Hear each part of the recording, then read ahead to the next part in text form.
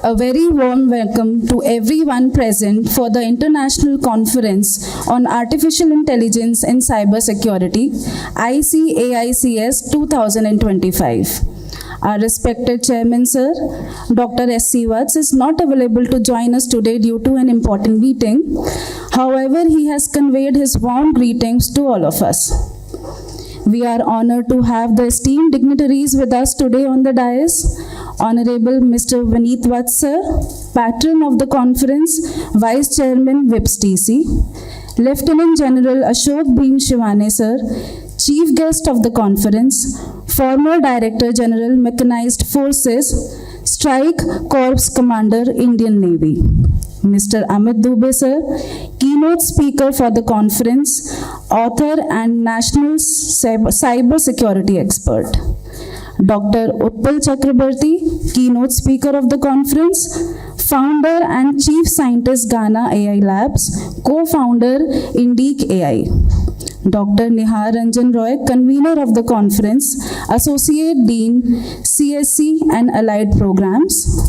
Professor 𝗜𝗖𝗔𝗜𝗖𝗦, Convener of the Conference, Dean Accreditation, Statutory Compliances and Institutional Development. We extend a heartfelt welcome to all of them. To commence this conference on an auspicious note, we will now begin with Saraswati Vandana and the ceremonial lamp lighting. I respectfully invite all the dignitaries on the dais to come forward for the lamp lighting ceremony.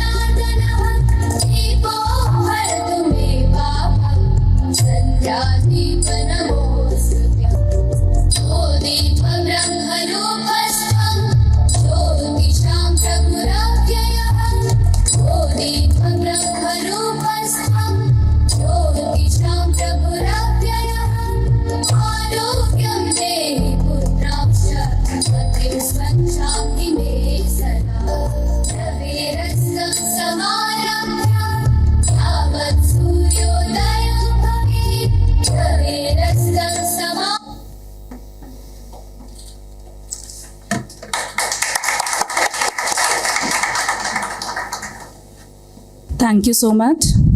On behalf of the organizing committee, I welcome each one of you to International Conference on Artificial Intelligence and Cybersecurity, a conference of innovation, research, and meaningful dialogue on AI and cybersecurity. We hope the next 2 days inspire fresh ideas, collaboration, and impactful contributions to global technological landscape. I invite Honorable Vice Chairman, Sir, Mr. 𝗜𝗖𝗦, to kindly come forward to honor our distinguished guest with floral gestures. I request our Chief Guest, Lieutenant General 𝗜𝗖𝗦𝗫𝗓𝗓, Sir, to receive the floral token of respect from VCM, Sir.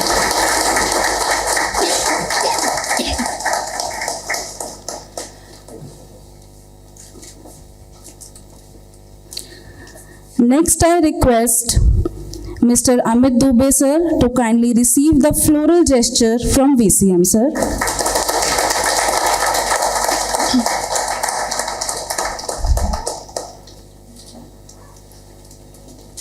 Finally, I request Dr. 𝗜𝗖𝗔𝗜𝗖𝗦, Sir, to receive the floral token of respect from VCM, Sir.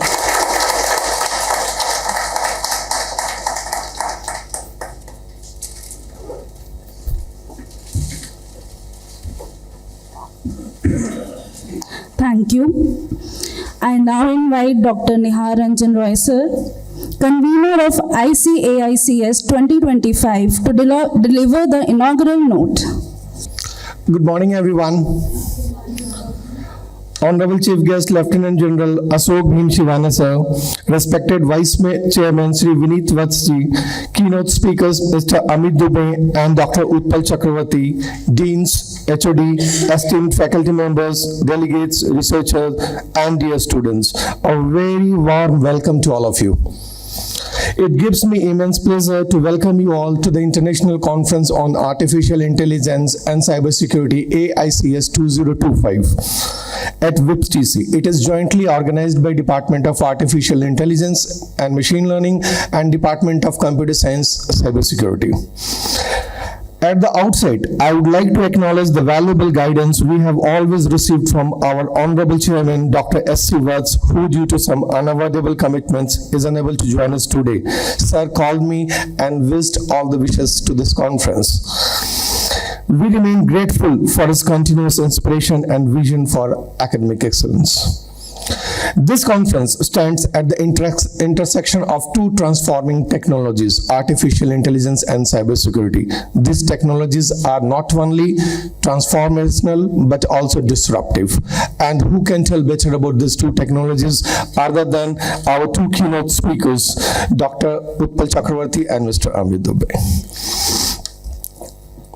We are truly honored to have with us today Lieutenant General 𝗜𝗖𝗔𝗜𝗖𝗦, a distinguished military leader and a strategic thinker whose contribution to the nation's security is unparalleled. His presence adds immense value to the platform. Lieutenant 𝗜𝗖𝗦 is a symbol of discipline, strategy, and national security. His presence truly reminds us, सुरक्षा केवल ढाल नहीं है, एक दृष्टिकोण भी है. Thank you, sir, for giving us your valuable time. We also look forward to the insightful keynote sessions by Mr. 𝗜𝗖𝗔𝗜𝗖𝗦, one of India's foremost cybersecurity experts and author of many books like Hidden Files Unlocked, 𝗜𝗖𝗔𝗜𝗖𝗦, and many more. Dr. 𝗜𝗖𝗔𝗜𝗖𝗦, a leading AI technologist and innovator, founder and chief scientist, 𝗜𝗖𝗦 AI Labs. Yes, it is 𝗜𝗖𝗦, not Ghana, as it is in the videos, which is very viral on the YouTube. It is our indigenous AI tool and has a coverage for cybersecurity also. Sir will tell us, we hope, about this also. 𝗜𝗖𝗦 means jewelry. Their insights will no doubt inspire our delegates and young researchers to push boundaries and think beyond conventional frameworks. Day 2 will have keynotes by Dr. 𝗜𝗖𝗔𝗜𝗖𝗦 from Israel and Dr. 𝗜𝗖𝗔𝗜𝗖𝗦 from Germany. Now, I'm going to present some of the statistics from the conference that we are holding. Interested people may note. We have received 387 papers from the countries like Bahrain, Iran, Israel, Nigeria, Oman, UAE, United Kingdom, United States, and of course India. Out of this 387 papers, we accepted only 51 papers. The acceptance rate is 13%, means a rejection rate of, I'm a heartbreaker. Okay, the review work was done by a reviewing team who volunteered themselves for the review process, and the reviewers were involved from the countries like Australia, Cyprus, India, Indonesia, Italy, Korea, Oman, Taiwan, Thailand, United Kingdom, United States, Uzbekistan, and Vietnam. And if we club, the total involvement of countries is 19 in number, including India. Number of active reviewers were 408, and total number of people in terms of reviewers and the authors and the organizing team, I think, is more than 1,000 plus. There would be 8 technical sessions, 3 which are scheduled today and 5 tomorrow, where the technical papers will be presented. And there are 4 keynote speakers. If these statistics are impressive, then the man behind this is no one else than our VCM sir, Sri 𝗜𝗖𝗦𝗬𝗓𝗓. Thank you, sir, for your trust, guidance, support, and the statements, निहार जी जो अच्छा हो वही कीजिए. It says that the thing has to be done in the best way. Thank you, sir. I extend my heartfelt appreciation to all the delegates, authors, reviewers, session chairs, organizing teams who have worked dedicatedly to make ICAICS 2025 a reality. Your commitment to knowledge, research, and innovation is what makes such a conference meaningful. As we embark on 2 days of engaging presentation, discussion, and collaboration, I encourage all the participants to make the most of this opportunity, to learn, to connect, and to create new possibilities. With these words, I once again welcome you all to ICAI 2025 and formally we inaugurate this conference today. Thank you, and I wish all you a productive and enriching experience, and to the entire team in HTML's H1 tag, thank you. Thank you. Thank you so much, sir, for setting the tone for ICAICS 2025 with your inspiring and insightful inaugural address. It is now my privilege to introduce our chief guest, Lieutenant General 𝗜𝗖𝗦, sir. He is distinguished second-generation Army officer who has served the nation with exceptional honor for nearly 4 decades. An alumnus of the National Defense Academy, General 𝗜𝗑𝗦 leadership includes commanding elite strike corps, leading country terrorist operation in Jammu and Kashmir. He has also represented India in the United Nations peacekeeping mission.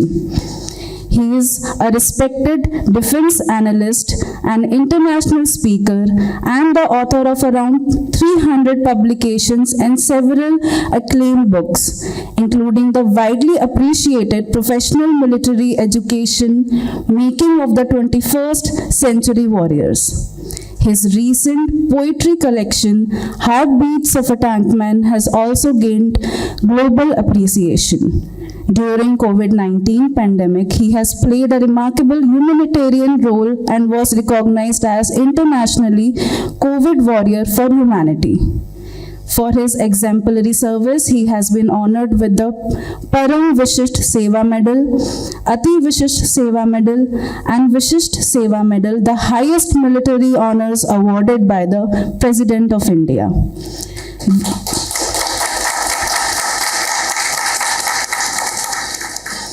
We are truly honored to welcome such an inspiring national leader and visionary to ICAICS 2025. With great respect, I invite Sir to address this gathering. Please join me in a warm round of applause for Sir.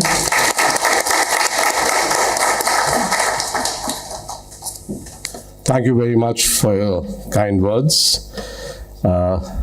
Respected Vice Chancellor, Mr. 𝗜𝗖𝗦, organizers, distinguished delegates, innovators, practitioners, technologists, students, ladies and gentlemen, Jai Hind. I was a little surprised when I was called to this conference as to why a soldier has been called to a world which is going digital, which is going nuts over technology. But maybe something must have leaked that I am driving the technology of the defense forces through the MOD and the Army. So that much for the leaks in technologies.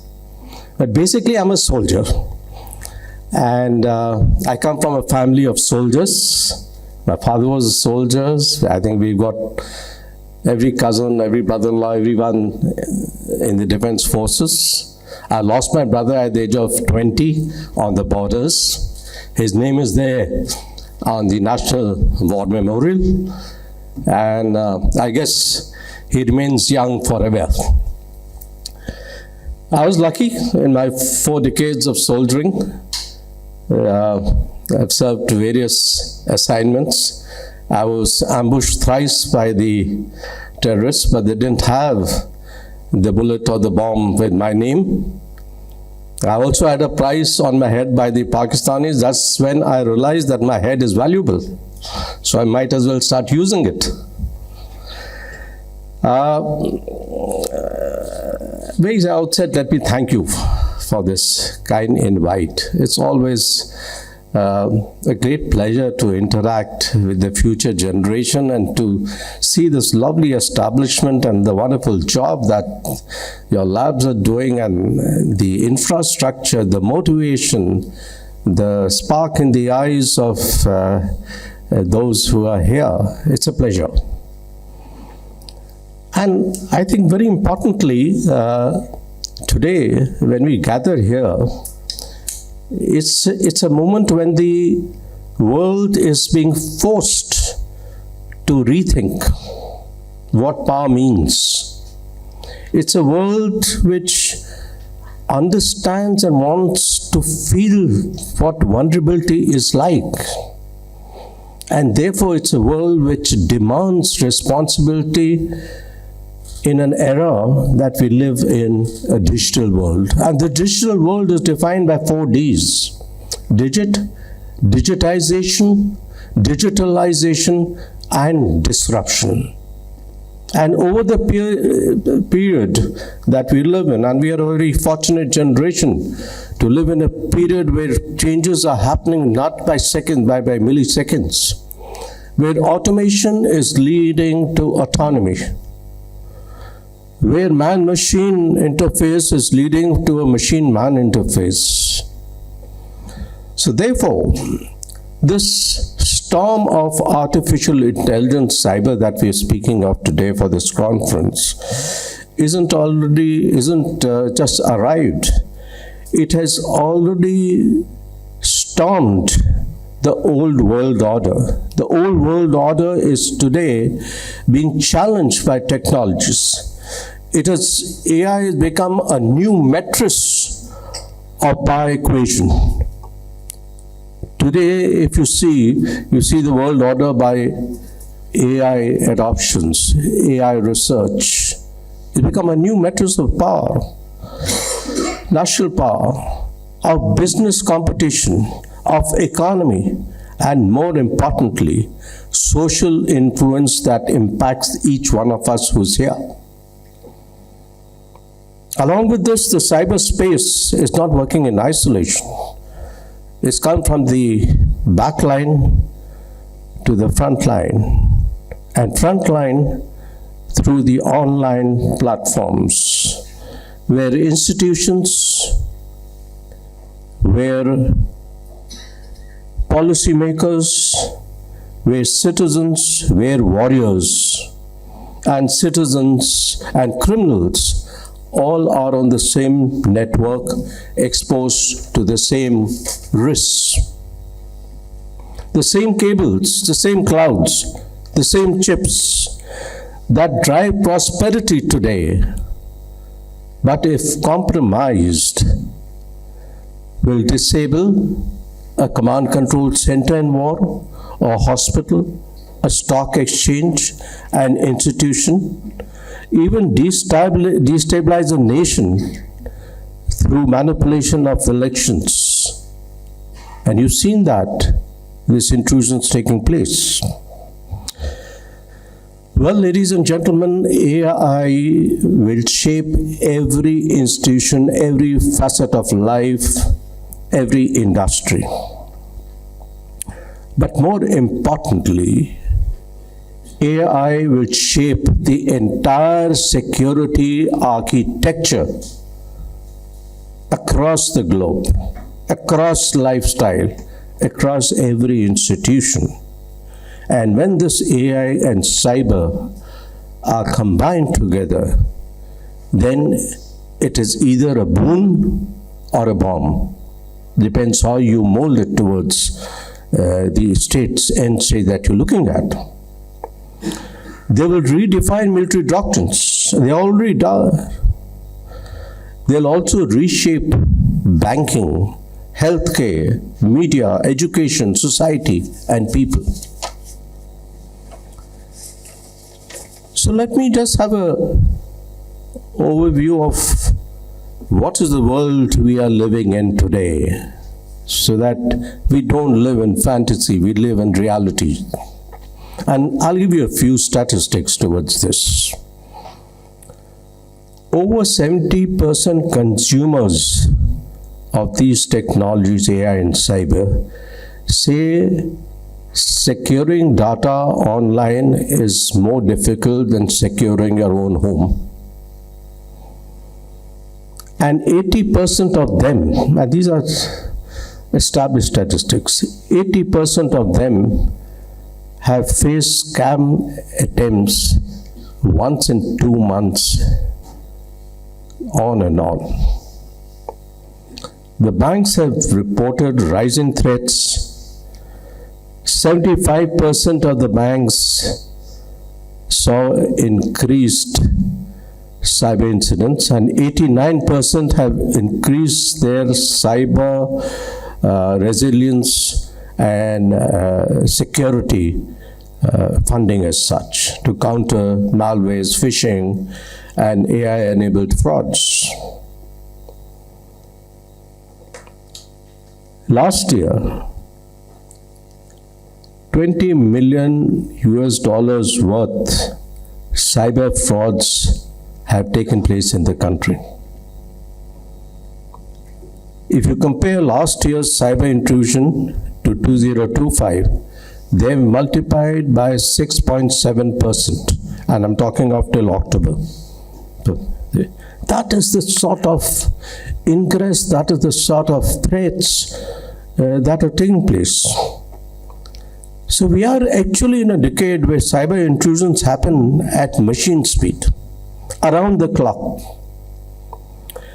Are you aware that during 𝗜𝗖𝗦, since I was so associated in its technologies and policies, in those 4 days, there were 1.5 million cyber attacks on our defense infrastructure. I'm not talking of UPI, I'm not talking of the power grids, I'm not talking of the BSI or the financial institutions. I'm talking of the defense infrastructure and defense networks.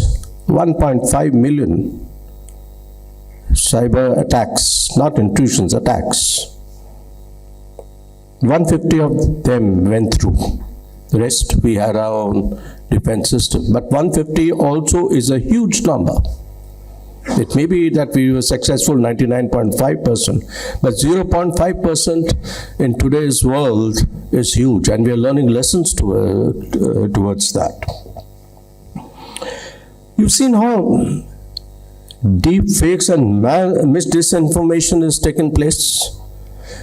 Before facts came out, narratives flow. And today narratives are generating history.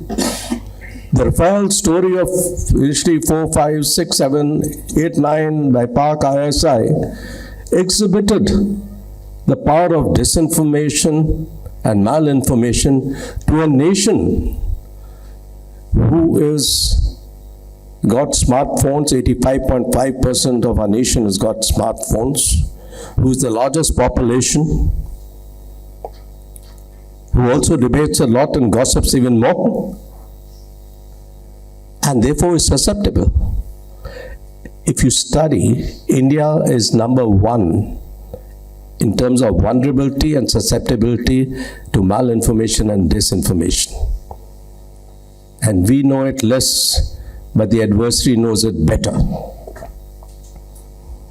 Deep fakes, they just assassinate reputation and create social divides. Recently I saw deep fakes even targeting the army chief. They leave no one. Hierarchy, political, military, technologists. So therefore, this is the reality we face. Autonomous malware today can rewrite its own playbook without the human knowing about what's happening. And critical infrastructure, critical grids, everything, networks can be impacted. It takes years and years of trust to be built up in an organization, in an institution, in a political democracy. But takes microseconds today with such technologies. like cyber attacks amplified by viral content and AI-generated narratives to destroy this complete system. And once the trust is destroyed, then everything goes for a spin. Therefore, my message is securing AI is as essential as harnessing it. We must understand the strategic advantage also has a strategic vulnerability. And therefore, we must carry out everything that we do, a SWOT analysis, strength, weakness, opportunities, and threats. Look at the capability holistically so that we are an aware lot of technology developers and technology awareness training. Where is India in all this thing? If you would have read very recently, there were 7 airports which are blinded in minutes by cyber intrusions during their landing. The inquiry is going on, but we have identified cyber intrusions taking place. That is the sort of silent killer that we're talking about. We must accept a reality today that the frontline now runs online through satellite signal, every data center, every soldier's device. And deepfakes are a reality. This is an era of cognitive warfare. If we do not defend our size, our servers, and our stories with equal force as their capabilities, the next strike will not disorient or discapacitate the operations, it will fracture trust. Having said that, let us look at the more positive aspects and what we are doing as a nation, and we need to be proud of it. Today, India is shaping in this era of AI and cyber and putting the weight of the nation to understand the scale of opportunity as also the seriousness of the risk. And let me show you this, because some way or the other I've been attending these such formal forums to discuss how do we treat them. And few countries, when I say few countries, I've had some international exposure also, few countries can match our engineering depth, our motivation, our skills, our entrepreneurial energy, our democratic norms, and the digital India that we're talking of. You've seen how UPI spread across. We are today, providing UPI across the world. Now it's going to be even Europe. So the next chapter that India is writing is adding an AI layer and a cyber resilience layer to the success story. And India is not just importing solutions, it is building an indigenous architecture under a mission AI and cyber. The defense forces are looking at a mission called bullets and bots. While we talk of smart cities, we are talking also of smart warfare. We are also talking of moving from a battlefield to a battle space, which has many other dimensions of technology, seen kinetic, non-kinetic aspects of that. So that is the architecture on which this. Having said that, why does this conference matter, and what should we be looking at this conference? I think the first thing that we need to look at is and understand 21st century 21st century challenges and targets cannot be addressed by 20th century thoughts and tools. We have to address them by the 21st century thought processes and tools. And therefore, I would like to list 5 non-negotiables. 5 non-negotiables. The first I would like to stress in is that AI-driven defense, not manual reaction. Not manual reactions. The future belongs to a system which detects, decodes, decides, and neutralizes threats, because these are moving at a pace much faster than policymakers, military minds, or decision makers can do. So while it's important to have a man-machine mix, but it's very important to have the commanders of this man-machine as regulators. You've seen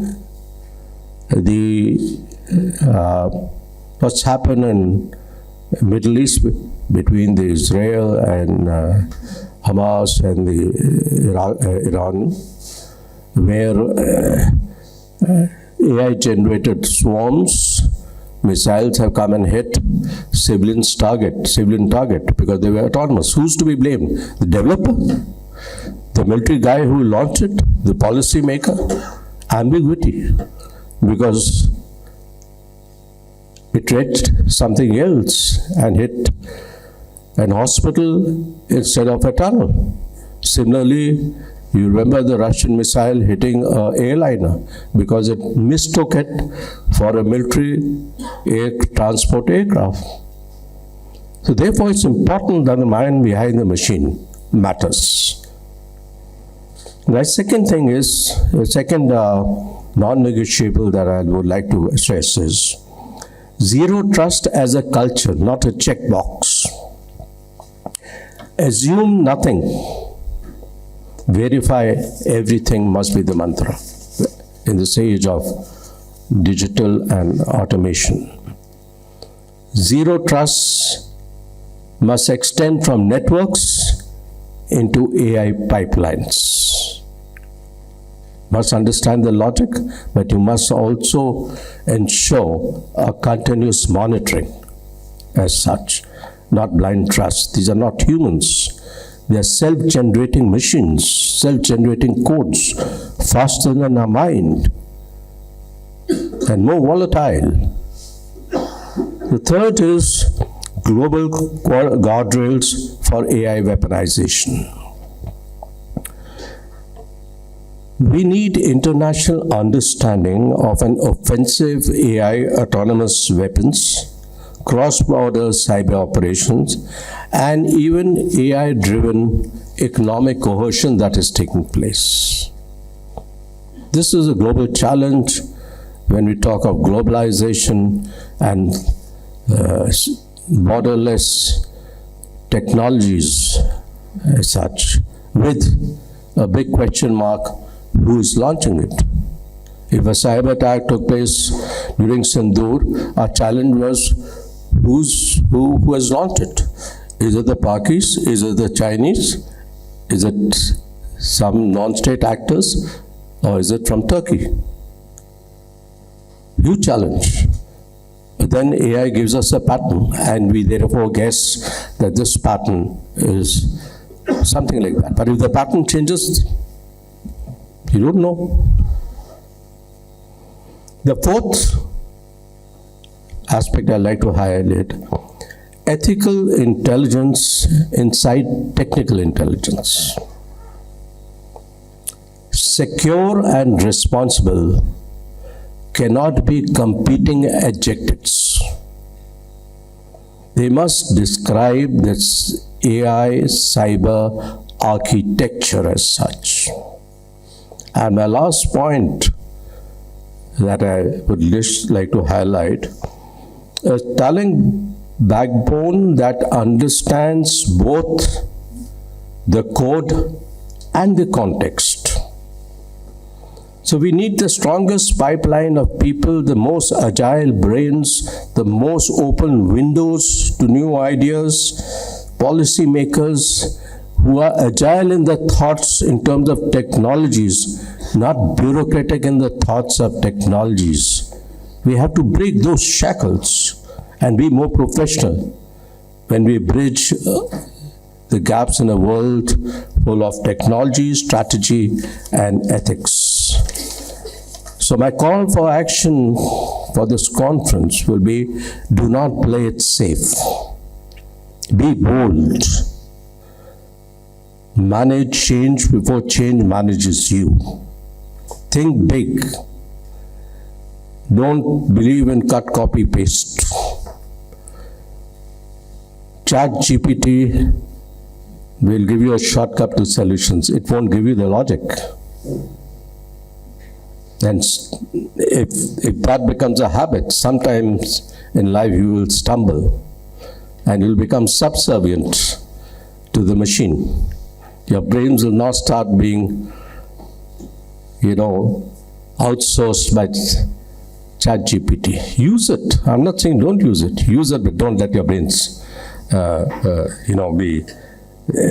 be dumbed by that.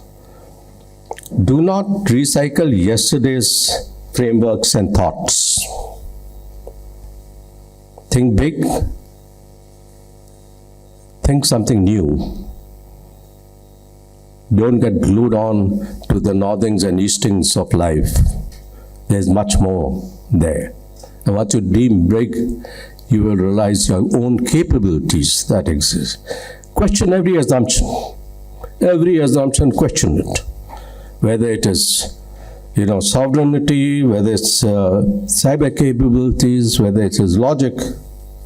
So therefore, this conference must be a place for bold thinking, honest disagreement. In Forge, we call it constructive criticism. For technical mastery and strategic foresight, for not only the children who are here, but also for startup researchers and their society. So in the end, I'd like to congratulate the organizers for creating a forum that recognizes both the potential and threats, both the urgency and the opportunities associated with AI and cyber. The world is watching us. The world is watching us. The stakes are high. Certainly the stakes are high. And the future of artificial intelligence and cyber security and the rise of VIPS Bharat will also be associated with ensuring Surakshit Bharat. And with this, I thank you once again for this kind forum. Jai Hind.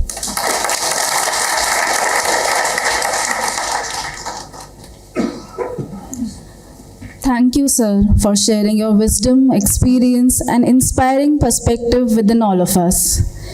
May I now requested Vice Chairman, sir, to present a token of gratitude to our chief guest.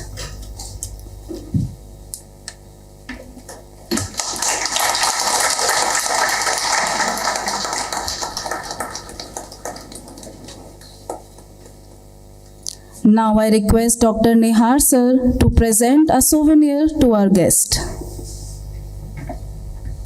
Thank you so much.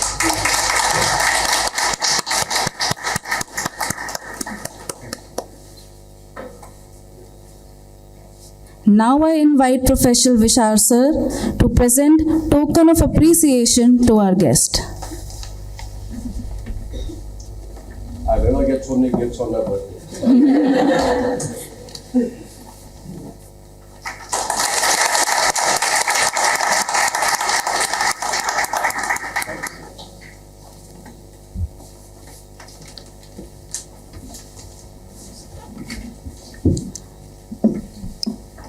Our first keynote speaker, Mr. 𝗜𝗖𝗦 sir, is one of India's foremost cybersecurity experts and author. It is my privilege to introduce a titan in national security and cybersecurity landscape, a distinguished Chevening Fellow with advanced credentials in cybercrime investigation. He has been instrumental in strengthening India's digital defense. A proud alumnus of Indian Institute of Technology, his expertise has empowered over 1.5 lakh security professionals across Asia, shaping the backbone of our cyber readiness. An accomplished author, Mr. Dubey has written 4 books on his investigative cases. His best-selling book, Return of the Trojan Horse, is being adapted into an upcoming web series by acclaimed filmmaker Rajkumar Hirani. Another web series based on his popular radio show Hidden Files, produced by Neeraj Pandey, is already streaming on Amazon Prime, making him one of the rare experts whose real-life cases inspire screen thrills. He also writes regular columns in newspaper and the children's magazine School Life to spread awareness about cybersecurity. From advising parliamentary committees to leading high-impact investigations, Mr. Dubey continues to safeguard India's digital frontiers. Without further ado, please join me in welcoming Sir to deliver his address. Morning, everyone. Thank you so much, ma'am, for the lovely introduction. Honorable Lieutenant General 𝗜𝗖𝗦, sir, we all are proud of you. You are pride of the nation. Thank you so much for being with us. Lovely hearing you. Vineet ji, it's a pleasure meeting you, sir, and I'm amazed to see your initiative. It's lovely infrastructure all around with all state-of-the-art labs, and I'm sure we can do many things together in future. Mr.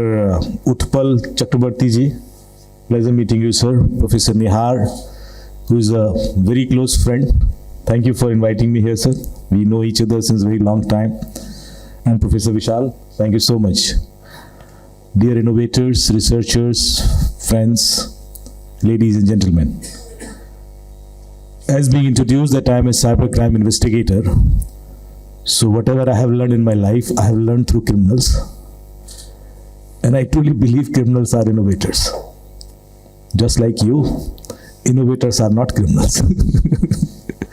But every time we solve a case, we learn something from them.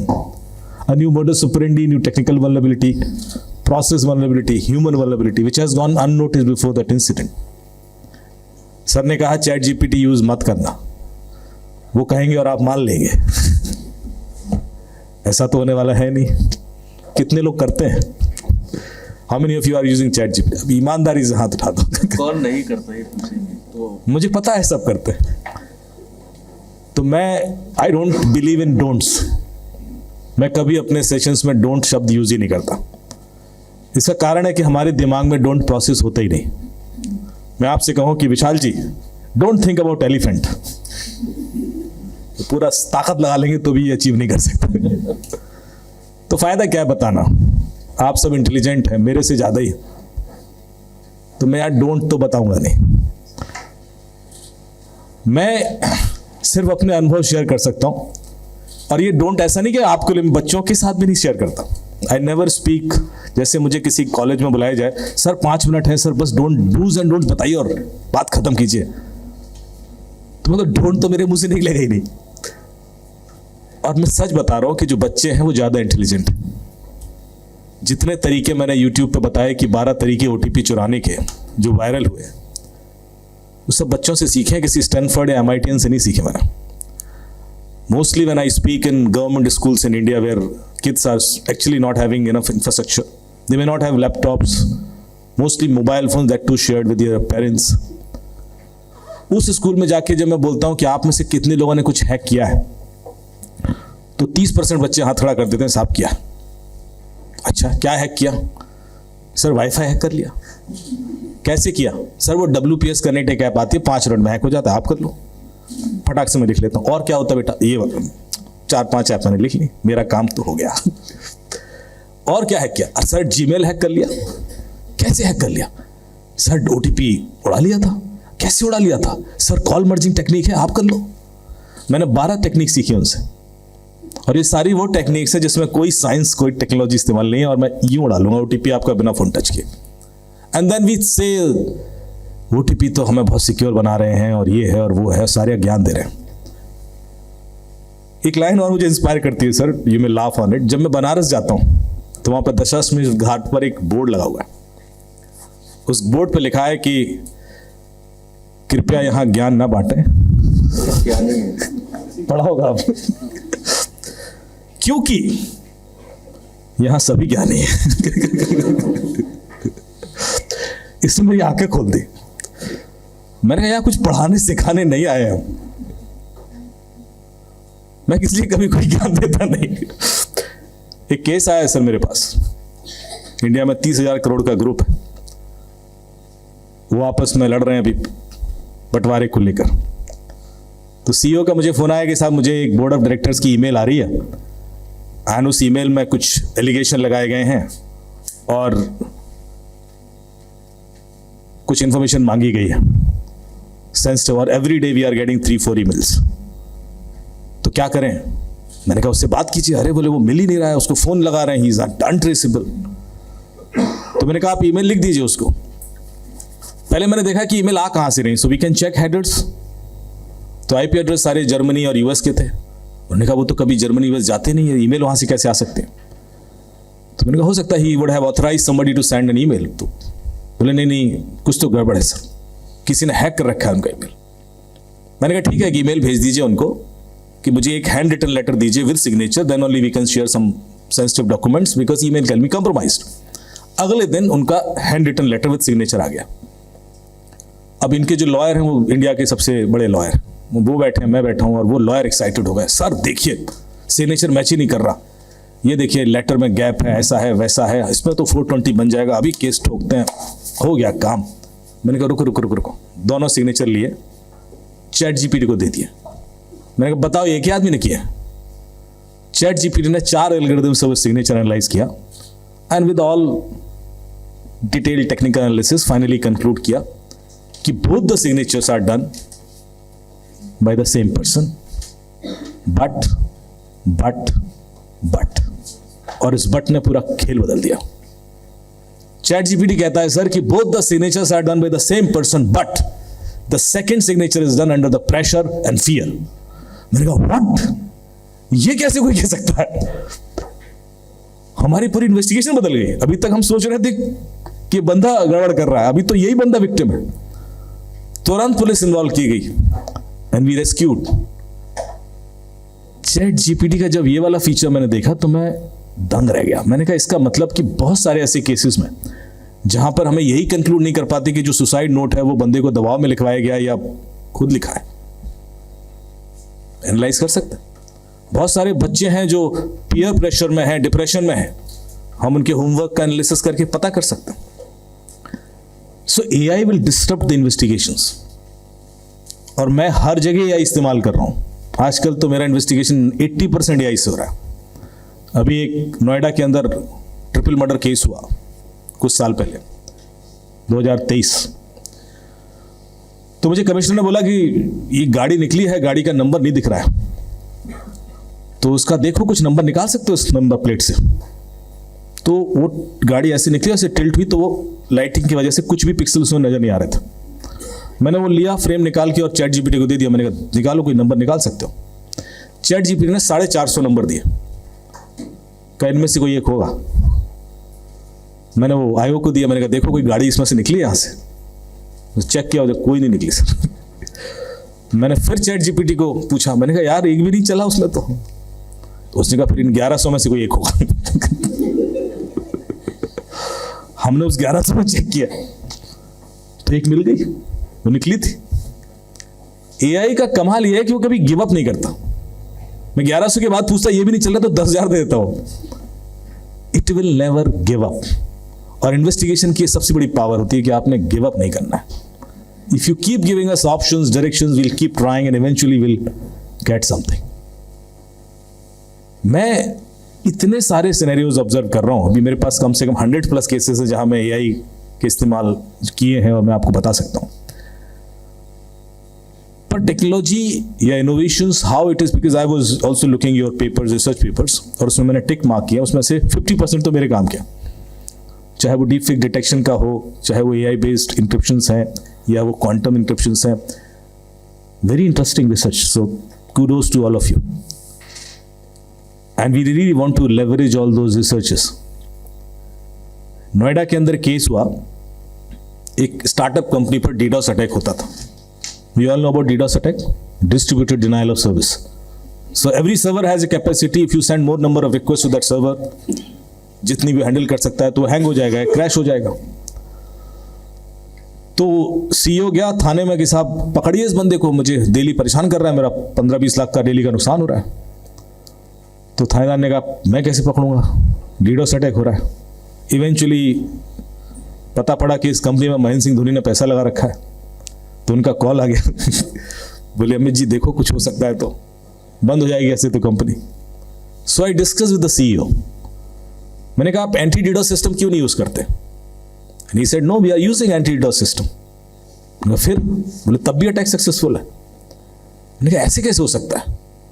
मैंने कहा मुझे log भेजिए अपने पिछले एक हफ्ते का, जब से अटैक हो रहा है, send me the traffic log. So they send me the traffic log. I analyzed the traffic log and I found that most of this traffic is coming from national capital region. यहीं से आ रहा है, गुड़गांव हरियाणा, फरीदाबाद और गाजियाबाद नोएडा से और दिल्ली। मैंने कहा 80% traffic यहाँ से क्यों आ रहा है? एंड जेन्युइन ट्रैफिक है, जेन्युइन मोबाइल फोन्स। तो मैंने नोएडा के 20-22 IP एड्रेसेस निकाल लिए जो नोएडा के IPv6 IP एड्रेसेस थे, and I send it to telecom operator कि मुझे इनके नंबर चाहिए जो लोग एक्सेस कर रहे हैं सर्वर को। I got the mobile numbers. Call किया, मैंने कहा भाई ये सर्वर क्यों एक्सेस करते हो डेली? बोले सर हम जानते ही नहीं, हमने तो कभी एक्सेस नहीं किया, we hardly know this website. तो मैंने उनको कमिश्नरेट बुला लिया, 108 सेक्टर। मैंने कहा आओ जरा इधर। सबके फ़ोन स्कैन किए मैंने, iPhone, Android, every type of phone. हर एक के फ़ोन में एक मेलवेयर था, उसका नाम है Cloud9 मेलवेयर, जो आपके ब्राउजर में एज ए प्लगइन इंस्टॉल हो जाता है। You can note it down and you can research more about it. It's a Russian APT group malware, Russia का एक बहुत वेल नोन APT ग्रुप है। वो ये 0 क्लिक मेलवेयर देता है कि इसमें क्लिक भी नहीं करना है, and it will compromise your browser. So it can also steal your autofill details. It can also send a request on your behalf to some server to execute a DDoS attack. तो फिर मैंने देखा कि लोगों में ऐसी क्या खास बात है कि इनको हैक किया गया।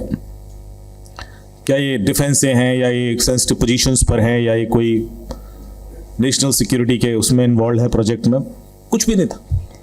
फिर मैंने देखा कि इनके बीच में कुछ कॉमन है क्या? तो कुछ भी कॉमन नहीं। कोई बिजनेस में है, कोई कुछ कर रहा है, कुछ कर रहा है। फिर somehow we did deep dive and eventually found the date and time when this device was compromised. कुछ सिस्टम लॉग मिल जाते हैं। तो फिर देखा कि वो भी अलग अलग दिन पर कंप्रोमाइज हुए, अलग अलग टाइम पे कंप्रोमाइज हुए, वो भी कोई कॉमन नहीं है। फिर मैंने देखा कि इनकी लोकेशन क्या थी जब ये डेट कंप्रोमाइज हुई, जिस समय उनका फोन, कहाँ थे लोग, और उस समय मुझे पहला क्लू मिला, they all were in Connaught place. Call किया, मैंने कहा भाई साहब इस टाइम पे क्या कर रहे थे आप वहाँ? बोले वो मीटिंग थी, लंच करने गए थे इस रेस्टोरेंट में, वो मीटिंग थी, डिनर करने गए थे, मीटिंग थी, वो ब्रेकफास्ट। एक ही रेस्टोरेंट का नाम लिया सबने। तो मैंने DCP साहब को, ACP साहब को बोला कि चलो मेरे संग चलते हैं, हम भी लंच करके आएंगे। रेस्टोरेंट में गए, लंच करने के लिए बैठे, वेटर आया, उसने कहा साहब कोविड के बाद हमने ये मेनू कार्ड फिजिकल बंद कर दिए हैं, आपके टेबल पे QR कोड है, उसको स्कैन कीजिए और ऑर्डर कर लीजिए। तो मैंने अपने आईफोन से स्कैन किया और मुझे तुरंत रियलाइज हुआ कि मेरे ब्राउजर में खुला है और बंद हुआ है। मैंने कहा ऐसे क्यों हुआ? स्कैन किया तो उसमें Cloud9 मेलवेयर। एक्चुअली होता क्या है कि जितने भी रेस्टोरेंट हैं, हॉस्पिटल्स हैं, जितने पब्लिक फेसिंग वेबसाइट्स हैं, वो लोग अपनी सिक्योरिटी का ध्यान नहीं रखते। They are vulnerable. क्रिमिनल उनको टारगेट करके, उनको कंप्रोमाइज करके उसमें अपना मेलवेयर इंजेक्ट कर देते हैं, और इवेंचुअली जो लोग भी उसको एक्सेस कर रहे हैं दे विल बी कंप्रोमाइज्ड। पर कोई रशियन APT मेलवेयर एक स्टार्टअप के लिए क्यों यूज कर रहा है, ये मुझे समझ में नहीं आ रहा था कि इतना बड़ा 0 क्लिक मेलवेयर स्टार्टअप को क्यों टारगेट कर रहा है। तो मैंने उस रेस्टोरेंट का सर्वर एनालाइज किया कि किसने हैक किया। I checked all the server logs and I found कि जो हैकर है ये नीदरलैंड या जर्मनी से ऑपरेट कर रहा है। पर मुझे नहीं लग रहा था कि नीदरलैंड जर्मनी में होगा, और थोड़ा तो पता पड़ा तो VPN IPs है, प्राइवेट VPNs। अच्छा, मतलब बंदा तो इंडिया में ही है। तो इतने में किसी ने सजेस्ट किया कि सर जो भी बंदा ये कर रहा है वो एक बार इस रेस्टोरेंट में खाना खाने जरूर आया होगा, वो चेक करने आएगा कि कितना स्मूथली ये मेलवेयर इंस्टॉल होता है, कहीं कोई क्लिक तो नहीं करवा देता, कोई पॉपअप तो नहीं आएगा, सिक्योरिटी डिसेबल का तो नहीं आएगा। हाँ यार बात तो सही है। तो जिस दिन वो सर्वर कंप्रोमाइज हुआ उसके एक हफ्ते पहले और एक हफ्ते बाद का मैंने विजिटर लॉग निकलवा लिया विद CCTV कि कौन क्या कोई पैटर्न दिख रहा है। And I found a pattern कि एक लड़का है जो डेली आता है, 1-1.5 घंटे रहता है और चला जाता है। उसको हमने ट्रेस डाउन किया तो पता पड़ा एक ग्रेटर नोएडा के एक इंजीनियरिंग कॉलेज का लड़का है। उसको उठा लिया, टांग दिया, तो उसने एक्सेप्ट कर लिया। उसने कहा हाँ साहब फैक्ट तो किया हमने। क्यों किया? तो उसने कहा ये स्टार्टअप कंपनी है, इसमें मैं एज ए इंटर्न काम करता था, इन्होंने मेरे पैसे नहीं दिए, मेरा झगड़ा हुआ और मैं एक रशियन ईपीडी ग्रुप के संपर्क में था, तो हमने उनसे रिक्वेस्ट की कि मुझे एक 0 क्लिक मेलवेयर चाहिए। तो उन्होंने कहा कि तो पैसे से आएगा। तो मैंने उनको एक डील दी कि आपको मैं प्रोविजन दूंगा कि आपको हजारों फोन हैक मिल जाएंगे, आप डेटा ले लेना, जो करना है करो, मेरा एक काम कर देना कि इस कंपनी पर डेली एक अटैक करना जब तक ये बंद ना हो जाए। यदि इतना डीप इन्वेस्टिगेशन नहीं होता तो बहुत सारे लोगों को पता ही नहीं पड़ता कि ये भी संभव है। इसके बाद मैंने पता नहीं कितने गवर्नमेंट पोर्टल्स पर मेलवेयर निकाला। मैंने एक रिपोर्ट भेजी NCSC national cyber security centre को। मैंने कहा साहब क्लाउड9 घुसा हुआ जगह जगह, आपका ऑटोफिल चोरी हो रहा है। जितना दुनिया में साइबर क्राइम होता है, हर साइबर क्राइम से पहले एक क्राइम ऑलरेडी हो चुका होता है जिसके बारे में हम बात नहीं करते। और यदि हम उस क्राइम को रोक लें तो ये होगा ही नहीं। ये तो यूपीएससी का 3rd अटेम्प्ट होता है जब वो आपको कॉल करता है, 1st 2nd अटेम्प्ट तो हमें पता ही नहीं है। अब आप नोटिस कीजिए कि आपको कॉल आता है कि विशाल जी बोल रहे हैं, हाँ हाँ, ये आपका एड्रेस है, बिल्कुल साहब, ये इंश्योरेंस नंबर है आपका, जी हाँ, लास्ट प्रीमियम आपने इतने दिया था, जी हाँ, ये इस डेट को दिया था, बिल्कुल दिया था, आधार यही है ना आपका, हाँ साहब, अरे सर आपका तो डिविडेंड पड़ा हुआ है 5 लाख का, आप क्लेम क्यों नहीं करते? अभी लैप्स हो जाएगा, आप एक काम कीजिए, मैं अभी आपकी हेल्प करता हूँ, आप ये एप्लीकेशन इंस्टॉल कीजिए, अभी आपको 5 लाख तुरंत आ जाएंगे अकाउंट में, और आज ही का टाइमलाइन है सर, आज करा देते हैं सर आपका, फटाफट ये एप्लीकेशन आपने इंस्टॉल किया, आपके बाकी 4 लाख भी चले गए। आपने कॉल किया इंश्योरेंस कंपनी को, यार ये क्या किया? अरे बोले आपने एप्लीकेशन क्यों इंस्टॉल की? गलती आपकी, गलत गलत गलत गलत, आप गलती, बात खत्म हो गई। हर आदमी दूसरे को गलत साबित करने पर तुला हुआ है। आपका दिमाग बंद, आपने हाँ यार गलती तो मैंने कर दी, चुप। 99% टाइम वही हो जाता है। अब ऐसे केसेस जब मेरे पास आते हैं तो मैं पैसे वापस निकालवा देता हूं। अब देखिए कैसे, थोड़ा सा दिमाग लगाना है, क्योंकि आप में से बताया कि लॉ के स्टूडेंट भी हो सकते हैं। जब ये क्राइम हुआ, जब आपने एप्लीकेशन इंस्टॉल की, तो क्यों की? क्योंकि आपको इतनी सारी डिटेल बताई गई, और ये डिटेल किसके पास थी? या तो आपके पास थी या इंश्योरेंस कंपनी के पास थी, आपने तो दी नहीं, तो फिर गलती किसकी? तो पहला क्राइम क्या हुआ था? डेटा थेफ्ट, या डेटा बेचा गया। तो फिर मेरी गलती कैसे हो सकती है? जितने बैंकिंग फ्रॉड हो रहे हैं, आपसे ओटीपी निकलवा लिया गया, पर कभी आपसे पासवर्ड मांगा क्या? कभी कहा गया कि अपना पासवर्ड देना, हाँ लिखो, अरे बैंक वाला हाँ वो भी लिख लो। ऐसे होता है क्या? ऐसा कभी नहीं होता। और बिना ओटीपी और पासवर्ड दोनों यूज किए पैसा नहीं निकल सकता। किसी केस में आज तक विक्टिम से पासवर्ड लिया ही नहीं गया। ओटीपी चलो गया होगा, तो पासवर्ड कैसे गया? आप ओटीपी क्यों दिया? ओटीपी क्यों दिया? गलती आपकी। अरे भाई मैंने ओटीपी दे दिया, चलो, पासवर्ड किसने दिया था? तो गलती किसकी? लड़के पैसे निकाल लेता हूं। 900 करोड़ वापस करवाए मैंने पिछले 10 साल में लोगों के, 900 CR। एक बंदे के 188 करोड़ वापस कराया जर्मनी के अकाउंट से। आपको सिर्फ ये ध्यान रखना है कि कभी भी सिर्फ आपकी गलती की वजह से कोई साइबर क्राइम नहीं होगा।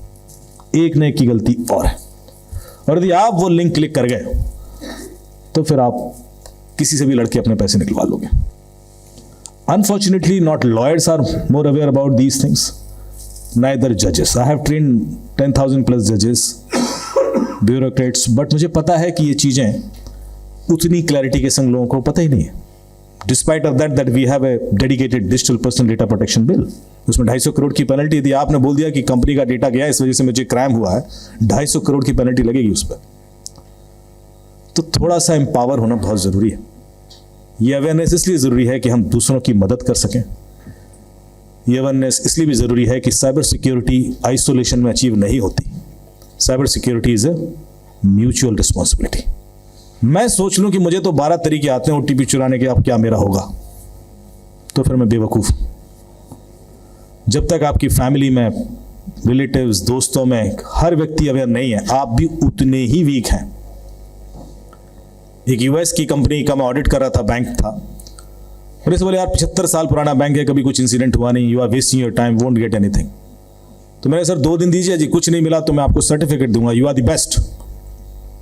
तो 2 दिन में होटल में बैठ के उनके कोई भी एसेट स्कैन किए ही नहीं। मैंने सिर्फ गूगल सर्च किया कि इस बैंक के पार्टनर या वेंडर्स कौन कौन है। थोड़ा सर्च किया तो एक न्यूज़ मिल गई कि the bank has recently engaged a law firm for the legal services. Now my focus was that law firm.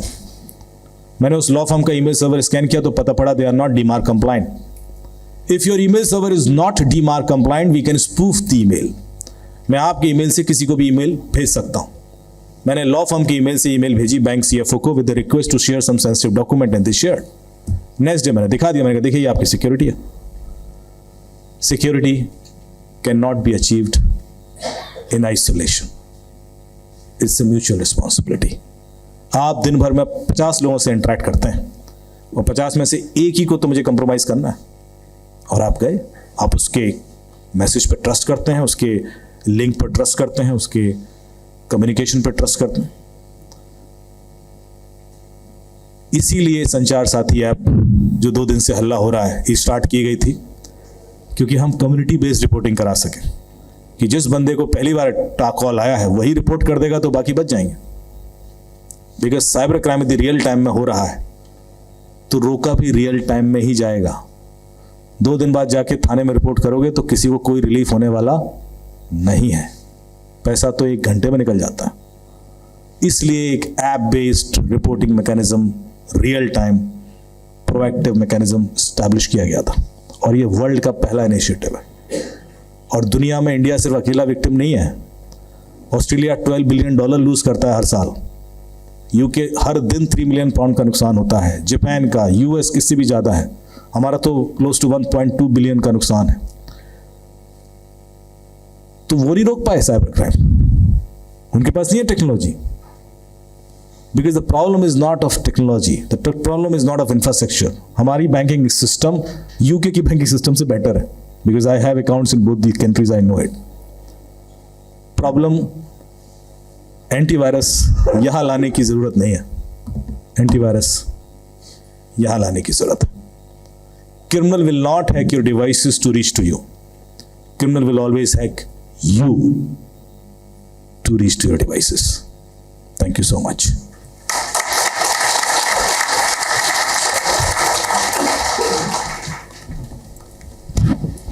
Thank you, sir, for your insightful and eye-opening session.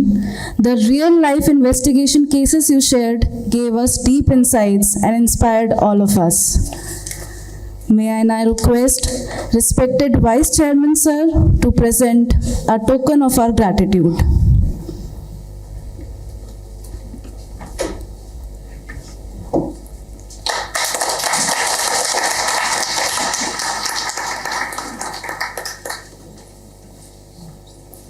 Now I request Dr. Nihar sir to present a souvenir to our guest.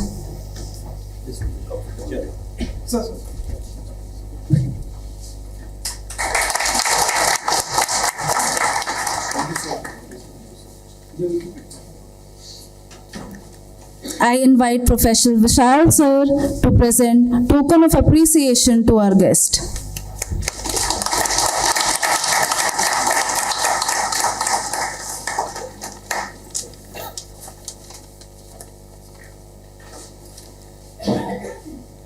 Our next keynote speaker is an eminent data scientist and quantum scientist, Dr. 𝗜𝗖𝗦 sir. With over 2 decades of experience in artificial intelligence, quantum computing, and advanced analytics, he is currently serving as Chief Technology Officer at Engg AI. Dr. Chakrabarty has previously worked with leading organizations such as L&T Infotech, IBM, Capgemini, and Yes Bank, and has been recognized globally with honors like Gartner Ambassador, AI Global Ambassador, and the Global AI Innovation Award. A renowned TEDx speaker and author of several best-selling books, he has also written over 300 technical articles and has been a driving force in promoting AI literacy. His pioneering contribution to AI adoption and smarter fintech solutions contribute to influence industries nationwide. Please join me in giving a warm welcome to Dr. 𝗜𝗖𝗦 sir for his address.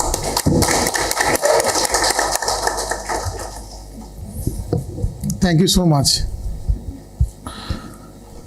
What a lovely day and lovely sessions. So, Honorable Chief Guest, Sir, my Chairman, Sir, 𝗜𝗖𝗦 Sir, Dr. 𝗜𝗖𝗦𝗦 Sir, and Professor 𝗜𝗖𝗔𝗜𝗖𝗦 Sir, dignitaries on the dais and off the dais. It's a real privilege to deliver a talk here in VIPS. I think it started from G20 when I first delivered a talk in VIPS.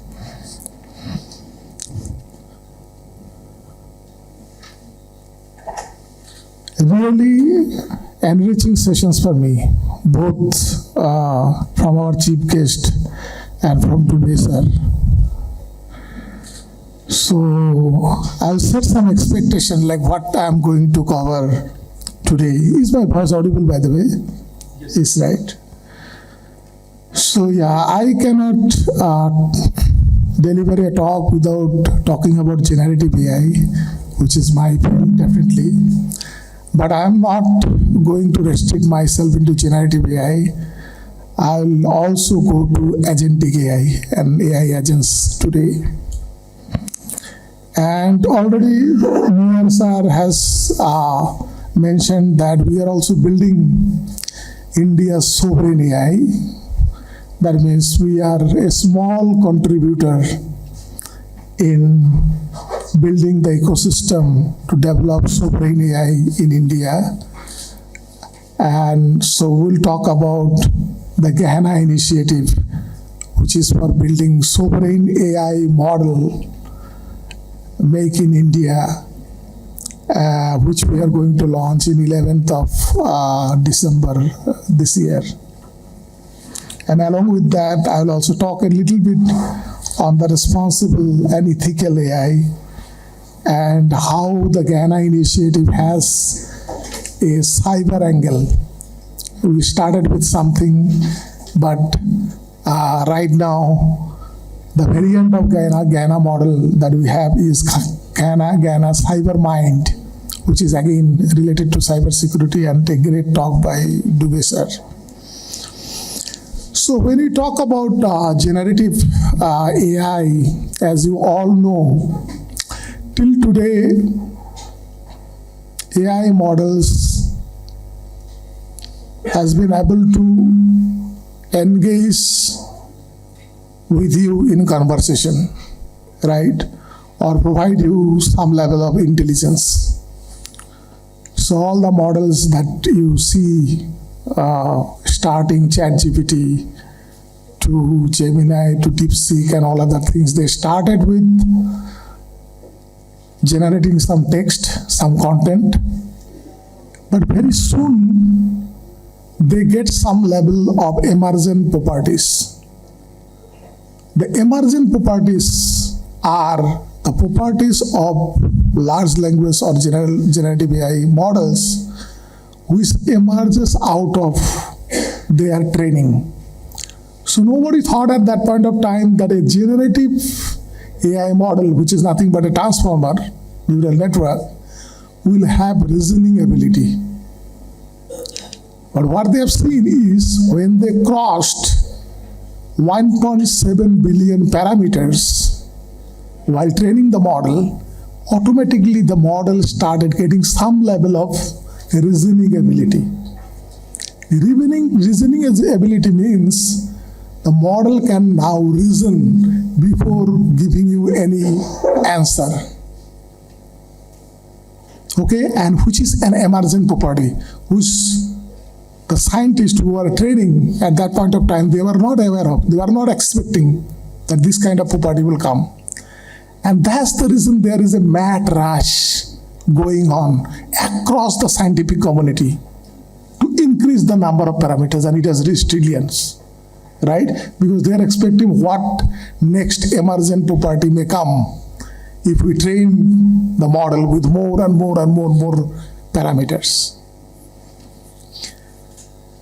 So, unfortunately, the adoption of generative AI in the industry, what has been projected by Gartner, PwC, KPMG, and whatnot, was not that great.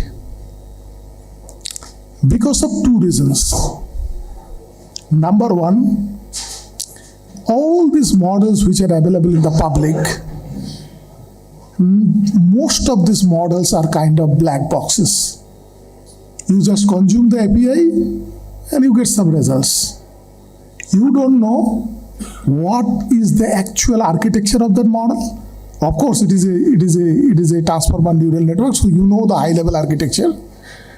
But there are many other innovations that has gone into there, because the model that 𝗜𝗖𝗔𝗜𝗖𝗦 has built, if you look at that architecture, it is completely different from the normal transformer architecture, right? And which is a great innovation.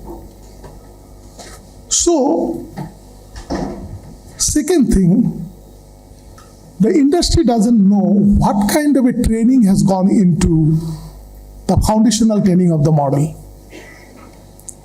Third thing, there are concerns around privacy, security, and many other things. Because of these reasons, you will see in most of the financial institutions, most of even the government institutions, the uses of generative AI was limited to co-pilot. Co-pilot means when we just use it, like you guys are using, right? You guys are also doing the same thing. It's a co-pilot, it's a helping hand. Okay, it's not an application that can be deployed into the core banking system, okay, or a credit management system. So that's the reason the people are thinking of building sovereign models. How we can build sovereign models? Sovereign models means the architecture will be transparent to us. The data that has gone into the foundational training, that will be our data, so we know what kind of intelligence has, because the intelligence that it draws and the memory map that it builds is all from the data, right? It's a memory map wherein it brings the interconnection of the data points, and that's how it brings its intelligence. So now, every organization, every government, and probably every educational institution tomorrow will try to bring their own sovereign model, because they will not be able to trust the other models. Also, these models like ChatGPT, Gemini, and all other, these are very good general purpose models.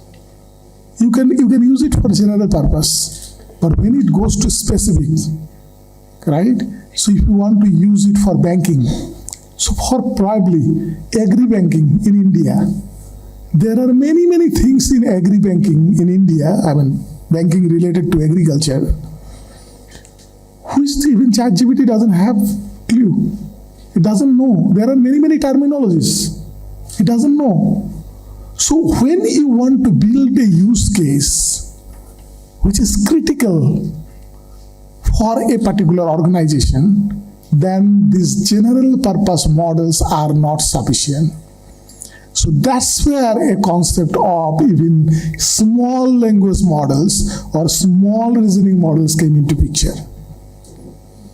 Now, what are these small language or small reasoning models? As you know, like building a large language model is not so easy. I mean, if you take initiative today in VIPS probably or anywhere else, it's not, because the trading process will cost you millions and millions, right? And there are a lot of experiments, R&Ds needs to be done. Also, a model which will be working in, say, probably banks, it doesn't need to know how to write a poem, right? Is it required? So we don't require that. We need a model to be deployed in a bank which understands banking well. And that's how these small language models came into picture, which have been trained with not billions of parameters, but millions of parameters. But the data, okay, that is to go into its intelligence are very, very curated data. Okay, it doesn't been trained on the entire internet. No, it's curated data. So these models are domain specific. These models are energy efficient, because as you know, right, I mean, ChatGPT, if you use ChatGPT or any other big models, you are consuming a lot of energy, okay? Whether you are consuming here or they are consuming in their data center, that's a different thing. But ultimately, these are not very eco-friendly models, okay? Okay, in these terms, so these models are very, very unsustainable model. That means it is not supporting sustainability. Okay, so that's where these small models are very, very important nowadays. And don't think that these small models cannot have the reasoning ability. Now scientists have found out a way that even a small model which will have equal amount of reasoning ability. It can do reasoning before it answers anything.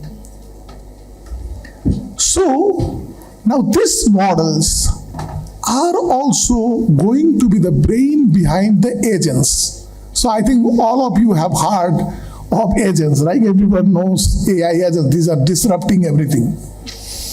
And there is a threat also, right, on our job. Okay, on our job role and all other things, okay, how it is going to replace. So till today, I think most of our AI models were serving as a conversational engine or intelligent engine to give us some level of intelligence, some level of processing and all those things. But with the AI agents, the landscape has completely changed. AI agent is, I mean, you can compare it with a human. So normally on a high level, on an abstract level, what a human has, the USB is the brain, right? So that human has, which almost no other creatures has. Then we have got hands and legs to do something. Now these AI agents have a brain. It has got access to all the tools, and these tools are not only restricted to digital tools, it can also get control of some physical tools. Okay, you can give some robotic access to some robotic tools. And third thing, in fact, is all these agents has memory. So whatever it does, it memorizes, and next time it tries to do it in a much better way. So agents has three things: the brain, the tools, and the memory. And with these three things, now you can imagine agents can do almost everything. I'm not talking about, who will be able to do it good or bad, but almost everything that a human can do. Right? It can be able to do everything, almost everything, right? And it is already doing. Correct? Now, these models are also getting some level of autonomy. Okay, we are giving autonomy to these models. With this autonomy, because normally the automation that we have been doing till today were just a task level of automation, right?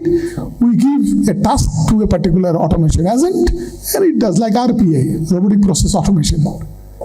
But now in this case, the automation that we are doing is not on a task level, but on an outcome level. Outcome in the sense, the agents are given the responsibility that this is the outcome. And to get to that outcome, whatever things need to be done, you can do it. Right? And that's a big level of autonomy that we are giving to a machine or to an agent. Now, this is also very important that when you give that level of autonomy, you also draw a boundary that it should not go beyond that boundary, right?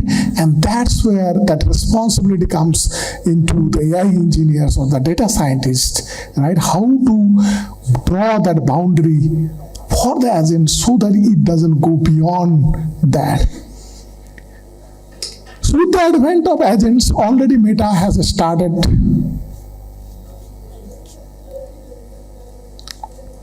many job cuts. Same goes for companies like Salesforce, AWS, and tomorrow you will see everywhere. I mean, these are on news, but there are many which are not in news. Okay? And this is a common phenomenon, and we know it, right? Because, I keep on telling that all the innovations, scientific innovations that we have been doing for last 200, 300 years are one way or the other way to eliminate human labor. Right? If you link it to that, it's a human labor. In the first industrial revolution, we tried to bring that steam engine. Right? This is elimination of human labor. In the second industrial revolution, we tried to bring electrical engines. Again, mass scale elimination of human labor. Third industrial revolution, we brought computers. Okay, so half of our cognitive capability has been taken away by the computers. It can process things in a much bigger way. Now we are in the fourth industrial revolution, and we have got cognitive ability in the machine. We are implanting cognitive ability in the machine. So our USP is slowly going. Is that a threat to our existence or our job or something like that? Answer is no. Because in all those revolutions that we have seen, many experts, many thought leaders have told that there will be huge job cut, there will no job cut, this is going to be a threat to the humanity and all those things. But all of them were proven wrong. Right? Because what happened, in short term, there was some job losses. Right? But in long term, it created much more jobs. Better jobs. Now people are doing much more intellectually challenging jobs. Rather than doing mundane jobs, right? Now you go to any office, there is a laptop, right? Go to 20 years back. People were working in some fields here and there, a lot of piles of papers, this, that, and all those things. So we are expecting, although this is a little bit challenging time, but we are expecting that this also will bring a lot of job creation will happen in the future.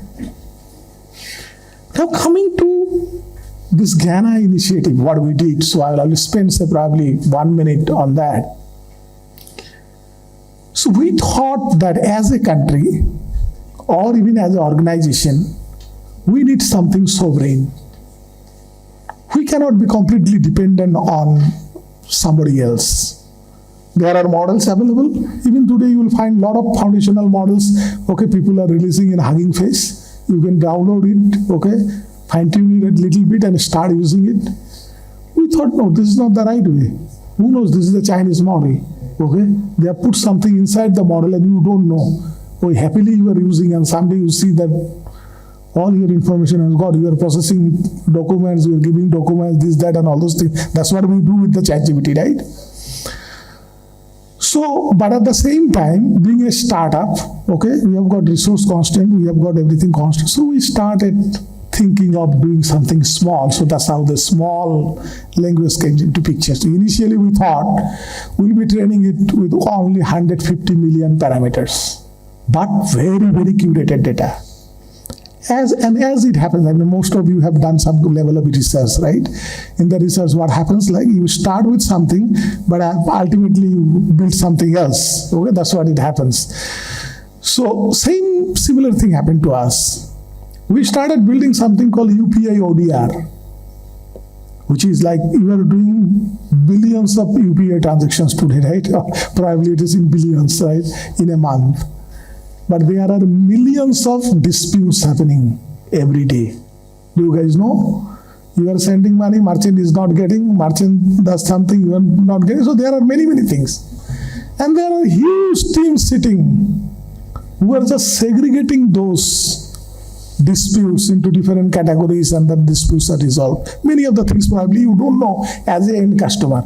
But the bank, okay, NPCI, RBI, they knows that. So we try to bring them up, because what happens when you do a UPI transaction, there are a lot of parameters comes as a suggestion. Along with that also, okay, whatever comments it gives कि मेरा पैसा नहीं गया, उसमें एक emoji भी लगा दिया. Okay, so it's a English. उसमें emoji भी लगा दिया, गुस्से वाली जो emoji है. So they put that also, and this kind of things they used to send. Now, what is that machine available today which can understand all those things, which can analyze? So Gehenna UPI or ODR was the first model, small language model, which can easily distinguish these messages, and it can fall into some 10 to 12 categories, that these are this kind of these things. But when I talked to NPCI, it came out that no, the level of accuracy they are expecting is much more higher. So we halted that initiative a little bit then. And a parallel variant of that model we are training was 𝗜𝗖𝗦. Okay, so this is cyber security. Okay, so I think everyone is interested in now that. So now probably you all know what is a SOC center, right? There is a security monitoring center everywhere in all the organizations, right? Wherein they monitor all the security related alerts and notifications that are coming from different tools like IBM, QRadar, this, that, and all those things, right? And if you go there, okay, you will go mad. There are thousands, sometimes there are millions of, like, if you go to a big organization, probably like Zero or somewhere else, there are millions of those alerts are coming. Okay? And humanly, it is not possible to monitor that alerts or make something out of those alerts. It becomes human fatigue, right? It's like that story, okay?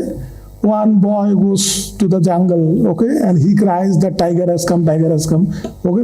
All gaon wala goes there, okay, and he is like laughing, no tiger, right? So he does it for 2 days, then third the real tiger comes.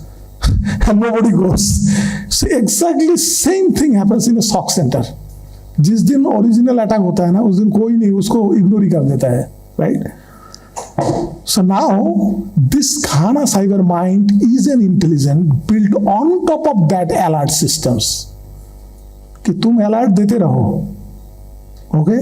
लेकिन उसको जो analyze करना है intelligently is by 𝗜𝗖𝗦. So we started with 350 million parameters, training that, and now it has been trained with more than 750 million parameters, and it is a reasoning model.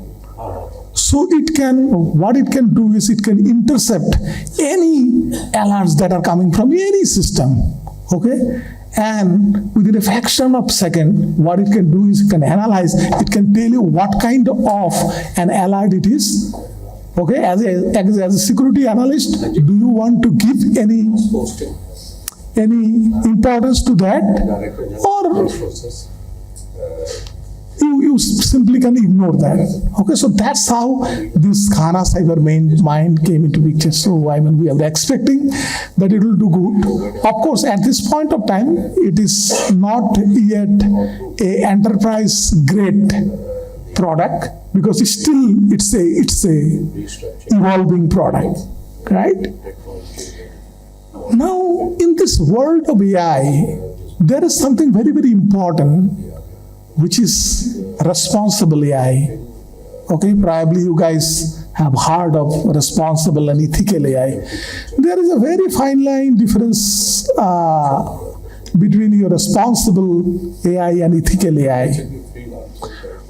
although, there is a overlap.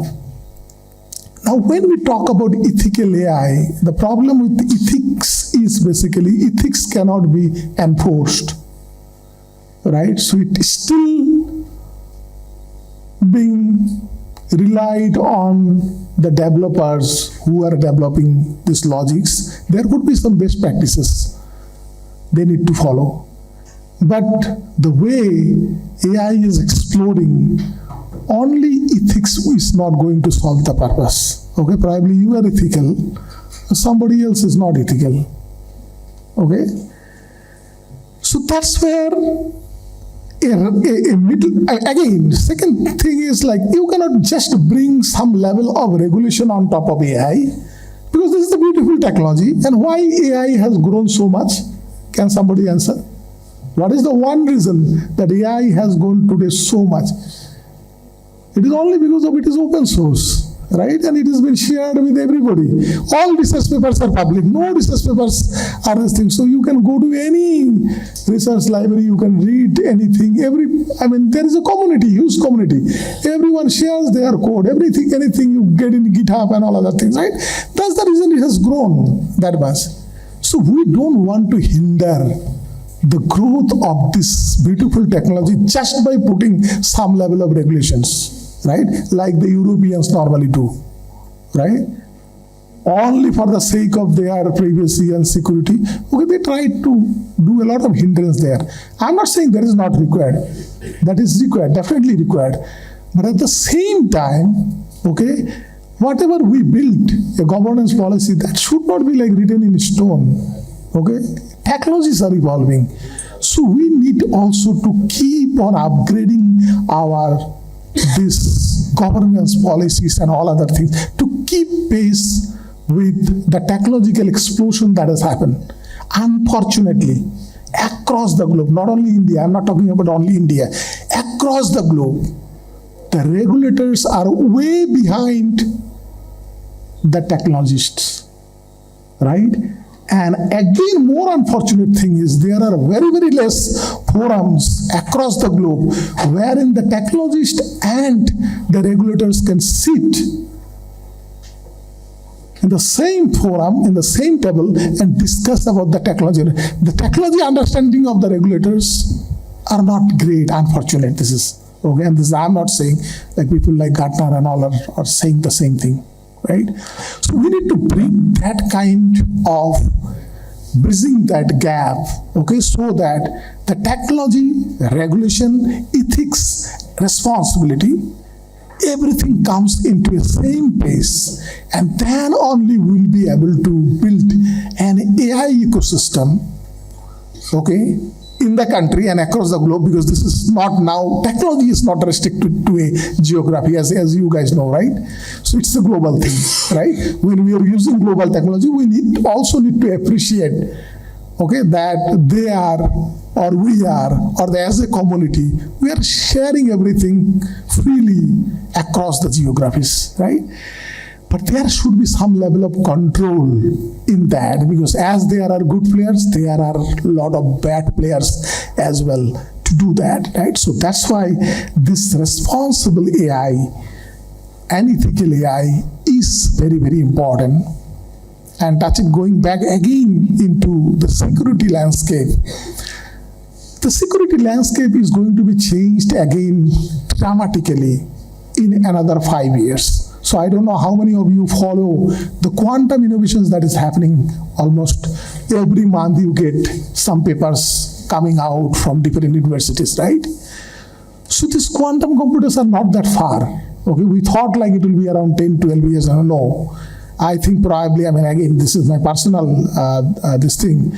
So probably in another 5 years, we'll get a quantum processor which has got a good number of qubits, which can break some kind of encryption key.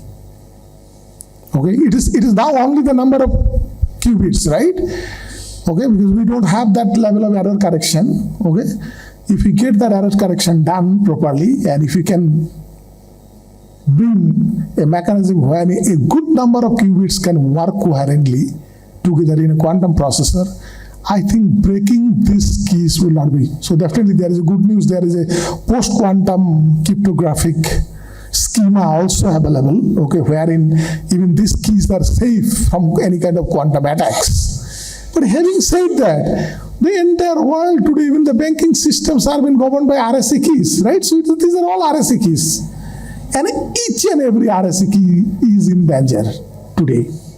Now shifting to quantum safe key from the RSA key, it's a big task. Okay? So in this, I think these are very, very interesting as well as challenging areas which are coming, not only AI, but also quantum, because AI and quantum are converging. Okay? Quantum, none of the quantum processors can work without AI, right? Because these are ultimately quantum machine learning models which are running inside the processors. Okay, nothing else. These are QMLs. Even if you want to encode any data before doing any processing in a qubit, okay, you need to apply some level of quantum machine learning kind of a thing with gates and all other things. So I think this entire landscape of AI, quantum, cryptography, blockchain is completely dependent on that. These are all converging, okay, coming to a same ground. And I think in next 5 years, we are going to have a very exciting time in terms of technology. But at the same time, we'll see a lot of challenges, and we should be prepared to deal with those kind of challenges. With that, I want to stop here. Thank you so much, and thank you for your time.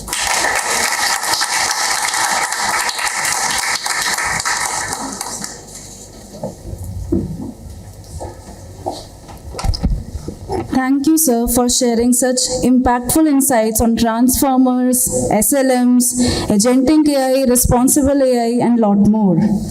May I now request respected Vice Chairman, sir, to present token of our gratitude.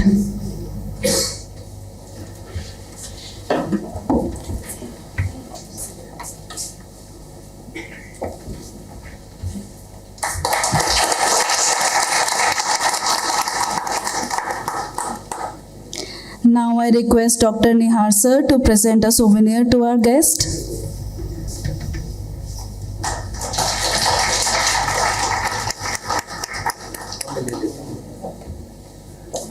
Now I invite Vishal sir to present token of appreciation to our guest.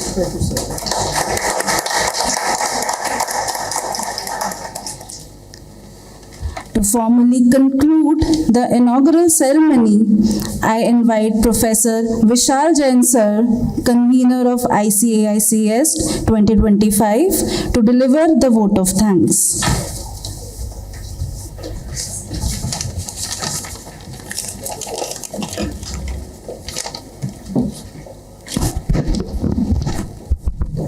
A very good afternoon to all present here. As we come to close to this enriching and inspiring inaugural session of International Conference on Artificial Intelligence and Cybersecurity 2025, co-sponsored by Springers, to be held during next 2 days, 4th and 5th December 2025. Organized by Department of Artificial Intelligence and Machine Learning and Computer Science, Engineering, Cybersecurity at Vivekananda Institute of Professional Studies, Technical Campus, New Delhi. It is my privilege as the convener to extend a heartfelt vote of thanks on behalf of School of Engineering and Technology, VIPS TC, and its organizing committee. First and foremost, I express my deep gratitude to our chief guest, Sir Lieutenant General 𝗜𝗖𝗦 sir, keynote speakers, Mr. 𝗜𝗖𝗦 sir and Mr. 𝗜𝗖𝗦𝗦 sir, for sharing their valuable time, insights, and expertise. Your contributions have not only enlightened us, but have also provided new perspectives and directions for future work. I give my sincere thanks to management of the Institute to give us an opportunity to organize the conference at the campus. I extend sincere thanks to our delegates, participants, and the attendees. Your active involvement, thoughtful questions, enthusiasm have been the true driving force behind the success of this conference. A special note of appreciation goes to our organizing committee, session chairs, volunteers, and the technical team who worked tirelessly behind the scenes. Since last 2-3 months, they are working day and night to review the papers. That is the most challenging work in the conference. Your dedication and the teamwork ensure that every session can run smoothly and efficiently. We also thank our sponsors, partners, and the supporting institutions for their generous support and the collaboration, without which this event would not have been possible. Finally, my heartfelt thanks to each one of you for making this conference meaningful and memorable. I hope the discussion and the connections to be formed during the next 2 days here will continue to inspire and grow beyond this event. Thank you. Thank you very much.